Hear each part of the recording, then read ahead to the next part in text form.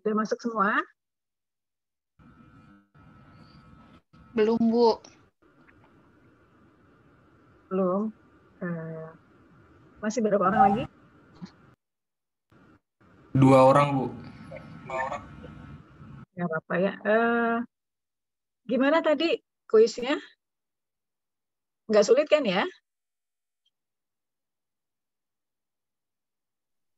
Alhamdulillah, Bu.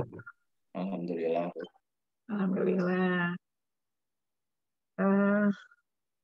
Nah, nanti biasanya kalau ujian seperti itu, nanti gabungan ada hitungan, ya, pilihan gandanya ada hitungan maupun teori, gitu ya. Dan kita terbatasnya di waktu, gitu ya. Waktunya mepet sekali. Nah, ini kebetulan kan saya contohnya hanya pilihan ganda saja ya. Tapi nanti kan kalau ujian itu ada problemnya juga, gitu, sehingga nanti harus bisa membagi waktu ya, jangan terlalu lama di pilihan ganda misalnya ya. Harus tetap punya waktu untuk bisa mengerjakan problem ya. Nah, kemudian rumus-rumus ya. Nah, itu harus ya kalau bisa sudah hafal, jadi bisa langsung begitu melihat soal langsung bisa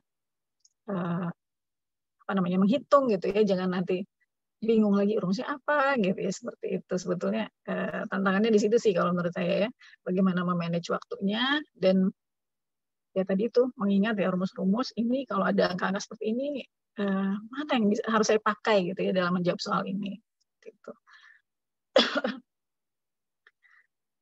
Oke.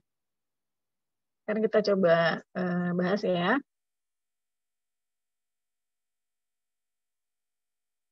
Baik, Bu. Oke, nah ini untuk nomor 1 ya. Mungkin ditampilkan saja Dewa soalnya ya, daripada saya bacakan gitu ya. Mending tampilkan aja biar semua bisa lihat.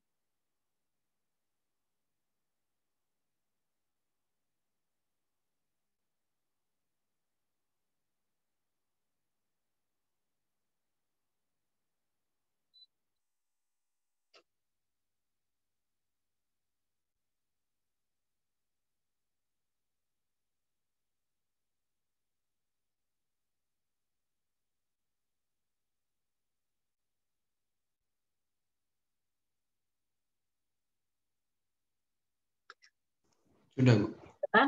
Kelihatan? Yang lain? Kelihatan. Oke, nah itu soal nomor 1 ya. Kelihatan, Bu. 1-5 itu sebetulnya dari bab pertama ya, dari materi minggu pertama ya. Memang teori ya sifatnya minggu pertama itu. Nah, di sini sebetulnya yang ingin dilihat adalah pemahaman tadi tentang manajemen keuangan itu sendiri ya, karena sebetulnya manajemen keuangan itu terbagi menjadi 3 ya, 3 pokok bahasan gitu, yaitu capital budgeting, capital structure, dan working capital management. Nah, ini kondisi yang disebutkan di sini itu masuk kemana ya. Nah, itu kalau yang D sudah pasti salah ya. Nah, sehingga pilihannya tadi A, B, atau C itu ya. Jawabannya yang mana?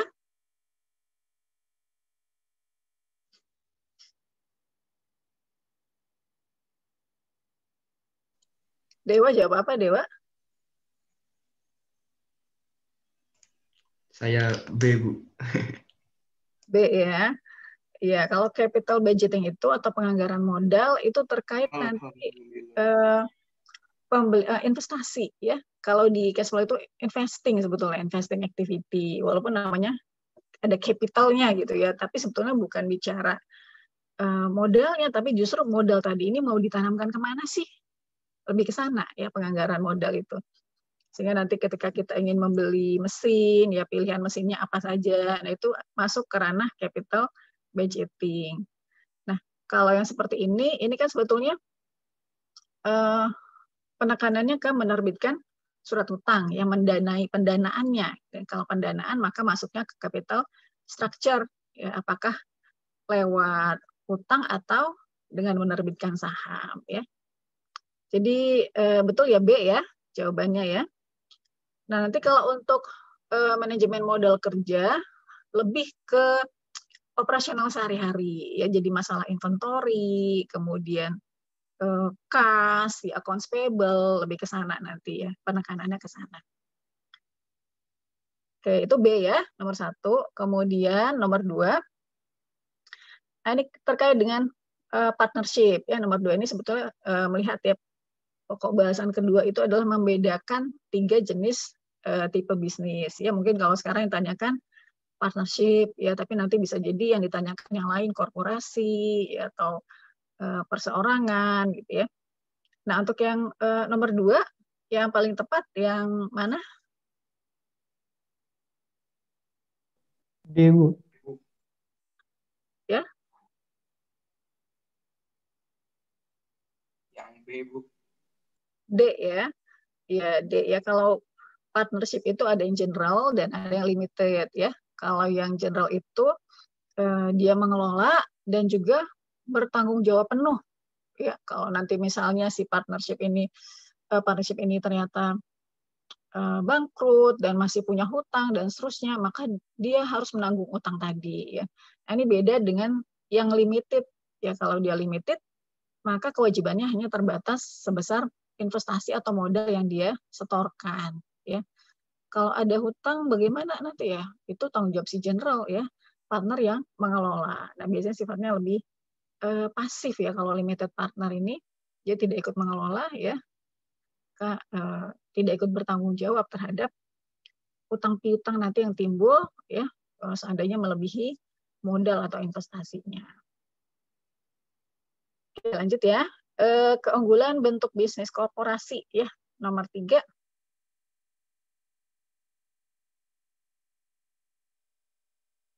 Nah, ini nanti dipahami ya, masing-masing nanti partnership, korporasi, dan apa namanya, perseorangan ya, keunggulan dan kelemahannya apa ya. Nah, ini kalau nomor 3, kalau sudah berbentuk korporasi,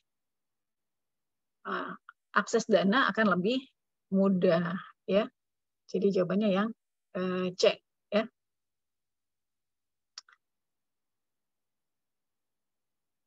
Kemudian yang nomor 4, mudah ya. Nomor 4 itu risk and return ya, karena bicara tentang return yang tinggi ya dan risiko yang tinggi ya. Ini masalah risk and return ya. Nomor 5, agency problem. Nah, ini yang mana agency problem?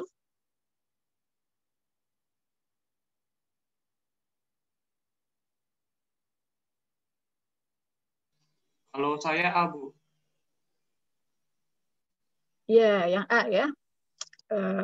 Masalah keagenan ini muncul karena adanya pemisahan sebetulnya ya antara pemilik dengan manajemen yang mengelola ya. Sering nanti muncul bahwa mereka itu tidak sejalan gitu ya. Kemarin bicara tentang wealth maximization ya. Bagaimana memaksimalkan kesejahteraan si pemegang saham. Nah, ini kadang-kadang manajemen bertindak yang menguntungkan dirinya sendiri ya. Nah, sehingga ini adalah A ya, yang paling tepat itu adalah A. Kemudian nomor 6, B, Bu. B ya. Nah, ini walaupun namanya revenue ya, tetapi ada kata unearned. Nah, unearned revenue ini masuk sebagai liabilitas. Ya, artinya kita sudah menerima kasnya ya, tetapi belum memberikan jasanya. Ya, maka disebut unearned. Ya. Revenue tapi unearned, tapi belum belum berhak ya untuk kita klaim sebagai revenue ya. Unearned revenue. Nah, berarti ini masih sebagai liabilitas ya. Nanti komponen-komponen laporan keuangan juga harus tahu ya. Artinya mana saja yang masuk aset, mana saja yang masuk liabilitas, mana yang masuk ekuitas ya, mana yang masuk ke laba rugi. Nomor 7. Ini sepertinya angkanya banyak ya. Sebetulnya yang kita pakai hanya 2 gitu ya. Kadang-kadang ada soal seperti ini. Yang lain sebetulnya nggak usah diperhatikan ya, jangan membuat kita menjadi bingung ya. Nah, ini salesnya berapa? 150, Bu. 150, Bu. 150, Bu. 10 ya. Kalau laba rugi itu dari atas sales dikurang COGS dapat gross profit. Nah, sehingga kita perlu sebetulnya hanya angka COGS dan Gross gross profit. profit saja ya.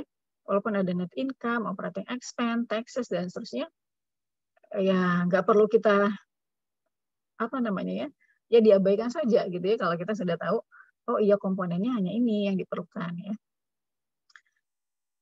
Nah, 90 ya tambahkan dengan 60 maka dapat 150. Nomor 8 earning before taxes. D, Bu. D ya. Nah, ini juga sama ya. Earning before taxes itu posisinya ya setelah net operating income dikurang apa? Interest, Bu. Interest expense. Interest ya, dikurang interest expense ya, sehingga langsung kita ambil angka NOI-nya 20.000 dikurang interest 8.000, dapat angka 12.000 ya.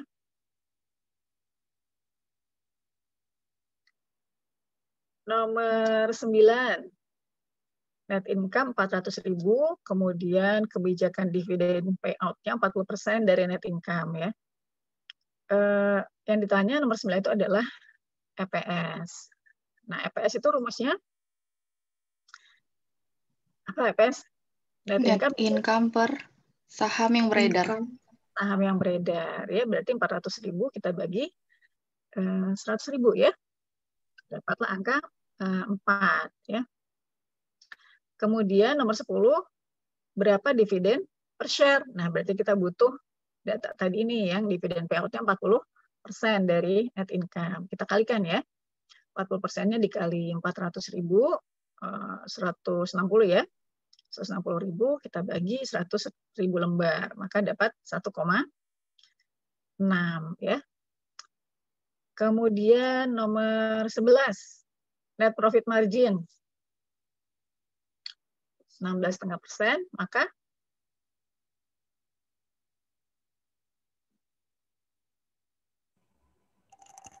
Dadu, Bu. D ya. Iya, Bu, D. Iya, Bu. Ini nanti juga harus tahu komponen tadi ya, bagian-bagian dari laba rugi ya, gross profit itu apa sih ya, kemudian net operating profit itu apa sih ya, di sini net profit margin itu apa ya, sehingga nanti bisa jadi nanti yang ditanya seperti ini teorinya ya, bukan hitungannya ya. Bisa apa saja nih kalau nanti ya soal itu bisa bermacam-macam bentuknya ya. Oke, ini D ya. Kalau bicara net profit margin maka itu sebetulnya adalah net income yang paling bawah gitu, sehingga sales itu sudah dikurangi dengan HPP ya, harga pokok penjualan, kemudian operating expense, interest dan juga pajak ya. Kemudian nomor 12. Nah, ini ditanya nilai buku. Nah, kemarin ada pembahasan nilai buku, ya kemudian nilai pasar, ya nilai wajar, kemudian apa namanya nilai historis juga, ya ini juga harus paham juga gitu ya. Nah, di sini yang ditanya adalah nilai buku. Maka kalau bicara nilai buku, ini adalah harga belinya, ya cost awalnya, kemudian kita kurangi dengan depresiasi, ya. Cost awalnya di sini 50.000, tapi pembeliannya sudah 2 tahun yang lalu, gitu ya. Nah, asumsi di sini masa pakainya adalah 10 tahun, nilai sisanya 0 ya. Berarti 50.000 itu kita bagi 10 tahun, per tahun 5.000 ya. Berarti kalau sudah 2 tahun, maka sudah didepresiasikan 2 kali 5.000 atau 10.000 ya. Sehingga nilai bukunya 50.000 dikurang 10.000 ya, jadi 40.000. Jadi jawabannya adalah yang B ya. Kemudian nomor 13, current asset 100.000, fixed asset 400. Nah, ini berarti total aset 500 ya. Nah, total aset itu harus sama dengan total liabilitas ditambah ekuitas ya. Nah, di sini ekuitasnya sudah ada common stock 250.000 dan laba ditahan 100.000. Yang ditanya adalah liabilitas ya. Nah, karena ekuitasnya 350.000, total aset 500 ya, maka liabilitas ini adalah selisihnya ya. 500 kita kurangkan 350, maka dapat angka 150.000. Nah, kemudian yang C ya, berarti nomor 13. Kemudian nomor 14. Sekarang bagaimana kalau current liabilities itu 30% dari total liabilities ya, berarti current liabilities adalah 30% dari 150.000, 45.000 ya. Yang ditanya net working capital. Net working capital kemarin current asset dikurang current liabilities ya, berarti 100.000 dikurang 45.000 ya. Maka jawabannya adalah 55.000. Yang B ya. Kemudian nomor 15. Nomor 15 jawabannya yang mana nih? Yang benar? Yang C, Bu. C, Bu. C ya. Nah, kemampuan aset liquid tadi bicaranya current asset ya. Untuk melunasi kewajiban lancar ya. Nomor 16.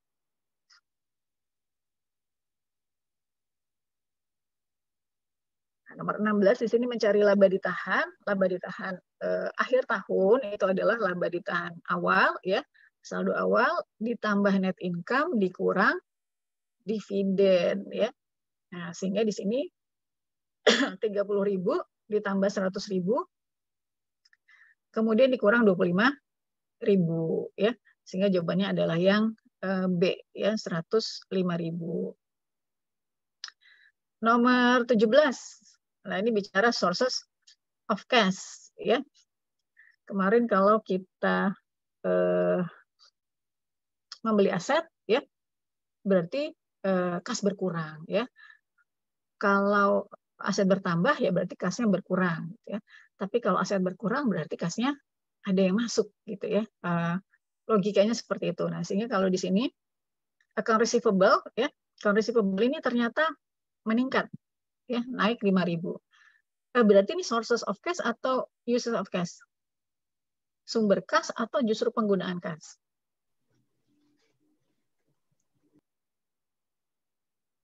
Ayo, kalau piutangnya naik, ini penggunaan kas.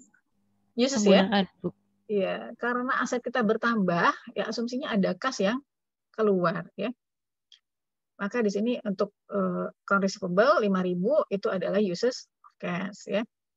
Sekarang inventory, inventory-nya turun 20.000 ya. Nah, berarti di sini kalau asetnya turun ya, berarti asumsinya ada kas yang masuk ya, aset yang terjual. Nih, berarti ada kas yang masuk 20.000. Nah, berarti untuk inventory ini adalah sources of cash ya, penurunan inventory. Kemudian untuk accounts payable, nah ini kebalikannya ya. Kalau bicara hutang ya, kalau hutangnya naik maka itu adalah sources of cash ya. Tapi kalau hutang turun berarti asumsinya hutang tadi kita bayar, berarti ada kas yang keluar ya.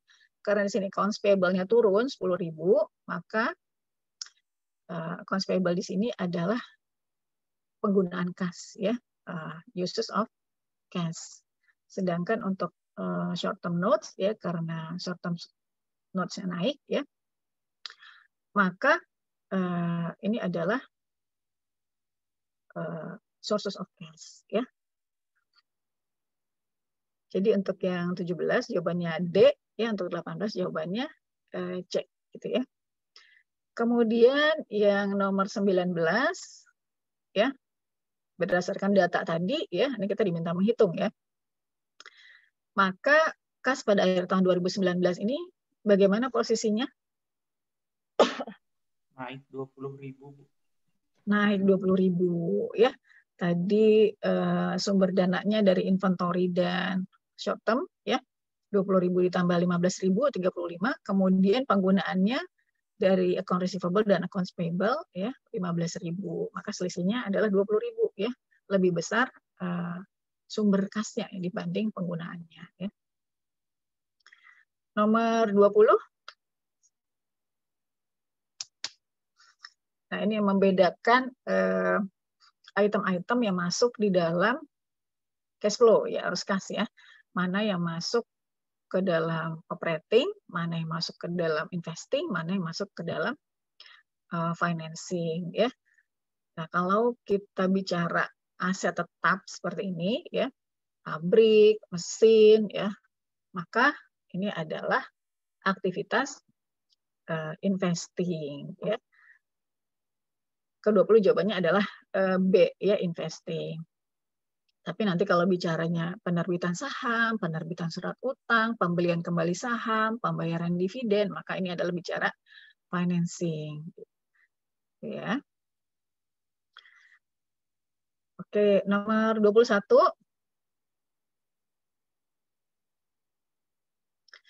Quality of earnings. Nah, ini yang mana? Yang C, Bu. Yang C ya. Ini kita ingin melihat apakah labanya ini cukup berkualitas dengan menghubungkannya dengan arus kas dari operasi ya. Karena aktivitas operasi yang ada di laporan arus kas itu adalah sebetulnya item-item yang berada di laba rugi sebetulnya ya. Kemudian ke nomor 22, ya ini datanya ada di sini, income statement dan neraca ya. Current ratio tahun 2000. Current ratio itu tahun 2000 ya. Rumusnya current asset dibagi current liabilities ya. Maka di sini current asset-nya tahun 2000 50.500 dibagi dengan current liabilities 27.500. Ini jawabannya yang A ya. Kemudian asset test ratio tahun 2001. Nah, kalau asset test ratio maka kita ini mengeluarkan unsur inventory ya, keluarkan unsur inventory. Tahun 2001 kalau kita keluarkan inventory ya, maka hanya ada kas dan account receivable totalnya 16.500 ya. Kita bagi dengan current liabilities 69.000 ya. Maka dapat angka 0,24. Yang D ya 23. Kemudian average collection period. Nah, ini kaitannya nanti dengan account receivable ya. Account receivable berapa lama tertagih ya. Ini jawabannya adalah yang D ya. Nih kita pakai harinya 365 hari ya. Berarti dengan asumsi ya, semua sales ini adalah kredit gitu ya, asumsinya begitu ya. Kalau tidak ada keterangan, asumsikan seperti itu. Maka di tahun 2010 ya, salesnya adalah 125.000. Tahun 2010, tahun 2000 ya. Salesnya 125.000, kemudian kita bagi 365 hari ya. Sedangkan account receivable-nya adalah 12.500 ya. Maka nanti akan dapat angka 36,5 ya, 36,5 hari. Kemudian nomor 25 ya, inventory turnover tahun 2001. Rumusnya apa inventory turnover?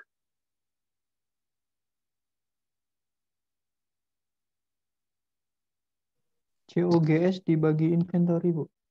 COGS dibagi inventory ya. Nah, 2001 ya COGS-nya 96.000 ya, inventorinya 45.500 ya. Maka dapat angka 2,11 ya. Oke, sekarang nomor 26. Nomor 26 jawabannya gimana? Saya B, Bu. Hah? Saya B. Ya, B. Oke. Yang lain? Saya A, Bu. Saya D, Bu. Saya D, Bu. Saya D, Bu. Saya D, Bu. Ya, kalau bicara day sales inventory itu adalah berapa lama inventory ini terjual, ya seberapa cepat dia dapat diubah menjadi kas. Nah, sebetulnya begitu ya. Makanya kemarin di buku treatment inventory turnover, kemudian account receivable turnover itu masuk ke likuiditas ya. Karena sebetulnya untuk mengukur seberapa liquid sebetulnya aset lancar perusahaan ya terkait inventory dan piutang. Nah, sehingga di sini yang paling pas gitu ya adalah yang D ya, kurang liquid karena dia lebih lama gitu ya, lebih lama. Lebih lama terjualnya ya. Nomor 27, ini nomor 7 seperti saya salah hitung tadi ya. Nomor 27 jawabannya berapa? Rumusnya apa? Fixed asset turnover?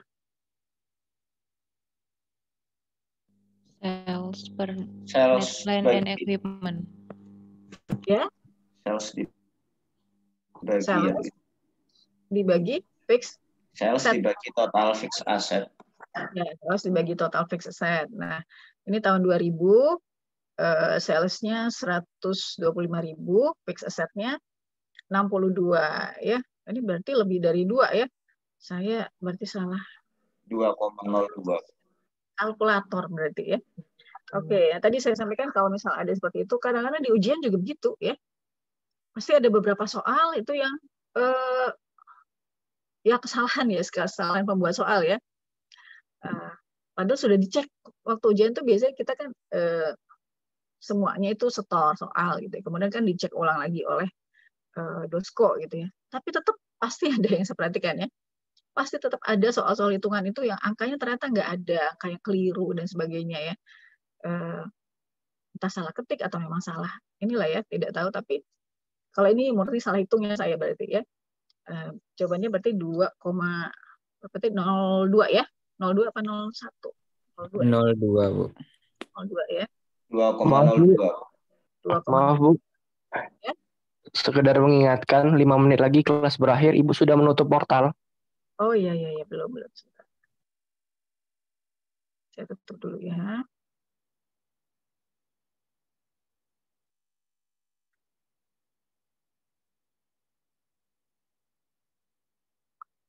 Oke, sip.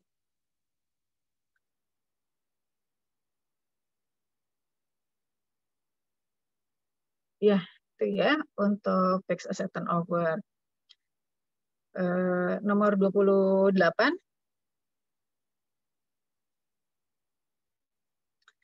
Debt ratio rumusnya adalah debt dibagi total aset ya. Nah, di sini berarti jawabannya B ya, 0,61. Kemudian untuk 29 times interest earn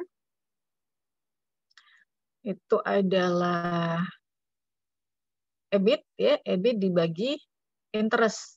Untuk tahun 2000, 12.000 kita bagi 3.000 dapat angka 4 ya.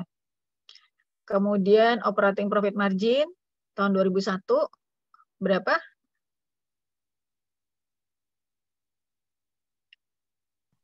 10,6, Bu. 10,6 ya. Untuk return on asset, nah ini saya tanyanya return on asset nih ya. Nah kalau di buku dia pakai OROA ya, operating return on asset. Nah kalau bicaranya return on asset, maka rumusnya kita pakai net income ya. Kalau OROA kita pakai operating ya. Nah kalau yang untuk ROA kita pakainya net income. Nah, kalau pakai net income maka dapatnya 4% ya.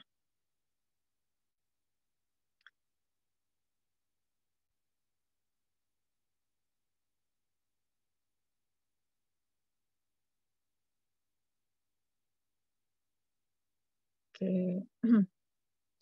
Lanjut ya. Kemudian return on common equity ya. Ini dapatnya 8% ya. Kemudian untuk nomor 33 price earnings ratio ya. Maka di sini harga pasar saham dibagi dengan EPS ya. EPS-nya bisa kita ambil dari data tadi ya untuk earnings-nya, net income-nya, kemudian kita bagi dengan informasi lembar saham yang beredar ya. Nah, jawabannya berapa? 33? 18,3 Bu. 18,3 ya. Untuk 34?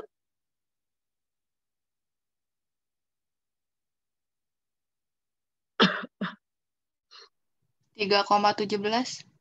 3,17 ya. Oke. Nah, nomor 35 terakhir. Ini masalah DuPont ya kemarin untuk leverage ya penggunaan utang, maka semakin tinggi penggunaan utang, pengaruhnya ke ROE bagaimana? Semakin tinggi Bu. Semakin tinggi ya. Kemarin karena utang itu kemarin di multiplier itu 1/1 dikurang debt ya, dia sebagai penyebut ya di bawah ya, maka semakin tinggi ya otomatis pembagiannya semakin kecil ya, sehingga nanti ROE-nya akan semakin besar ya. Nah, sampai sini ada yang ditanyakan? Izin bertanya Bu, terkait nomor 9 Bu, terkait EPS nomor 9 Bu. Ya. Itu kan saya tadi membaca Bu, itu kan rumusnya pendapatan bersih kurang dibagi saham brand Bu. Tapi saya ada juga di beberapa sumber Bu, itu dia pendapatan bersih dikurang dividen saham dibagi rata-rata tertimbang dari saham brand Bu. Itu bagaimana Bu? Rata-rata pendapatan bersih dikurang dulu dengan dividen gitu ya? Iya Bu. Oh, ya memang kadang-kadang kalau literatur itu banyak banyak variasinya seperti pernah saya sampaikan ya, termasuk juga rumus-rumus seperti ini variasinya banyak ya, sehingga ya kalau saya pribadi ya kita ikuti apa yang menjadi acuan kita saat ini, kalau saya begitu ya. Ya nanti di buku lain ada lagi beda lagi gitu ya. Memang macam-macam pendapatnya, namanya juga ilmu. Ya walaupun banyak angka ya, sebenarnya manajemen keuangan ini ilmu sosial gitu ya. Banyak pahamnya juga, banyak alirannya ya. Ya nggak apa-apa. Nanti kalau misalnya di saat yang lain dengan ini yang lain, bisa jadi nanti yang dipakai justru yang itu gitu ya. Bahwa net income itu harus dikurangkan dulu dengan dividen gitu ya. Artinya sudah benar-benar net income yang bersih gitu ya maksudnya ya. Benar-benar net income yang net ya, sudah tidak ada unsur dividennya gitu. Tapi sementara kalau di sini sepertinya kita pakai untuk EPS kita pakai net income-nya langsung ya. Kira-kira gitu sih. Bu, terima kasih Bu. Ya. Ada lagi?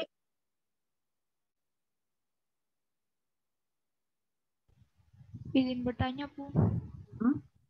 Yang nomor 31 tadi yang apa? Return on asset. Ya, itu tadi caranya pakai yang mana ya? Rumusnya. Yang ditanya apanya? Caranya. Nah, kalau beda dengan operating ya Bu. Ya kalau return on asset kita pakainya net income. Jadi net income dibagi aset gitu. Bawahnya sama ya, yang beda hanya atasnya.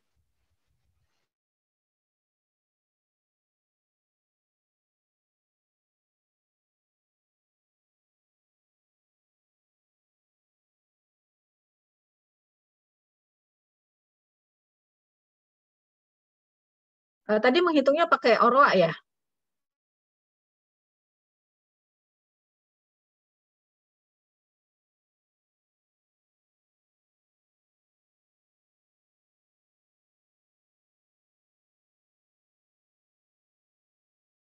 Tapi ya itu karena materi manajemen keuangan ini kalau ditumpuk berat gitu ya. Saya perhatikan gitu, tumpuk nanti malah jadi bingung sendiri di akhir. Jadi lebih baik kalau sebagian sudah kita coba dulu deh, gitu ya. Coba soal-soalnya seperti apa ya, supaya nanti siap menghadapi ujian.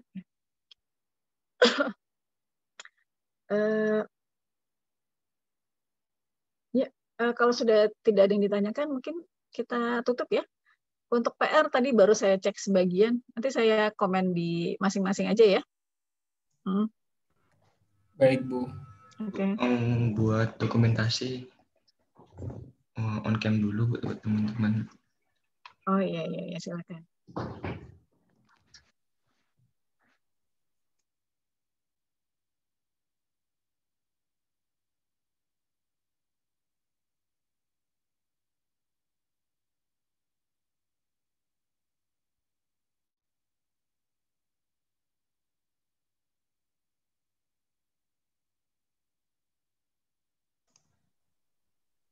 Satu, dua, tiga.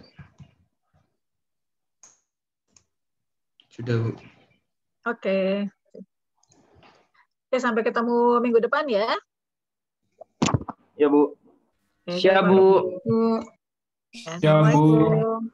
Waalaikumsalam warahmatullahi Waalaikumsalam. wabarakatuh. Terima kasih, Bu. Terima kasih, Bu. Terima kasih, Bu. Terima kasih, Bu. Terpesona.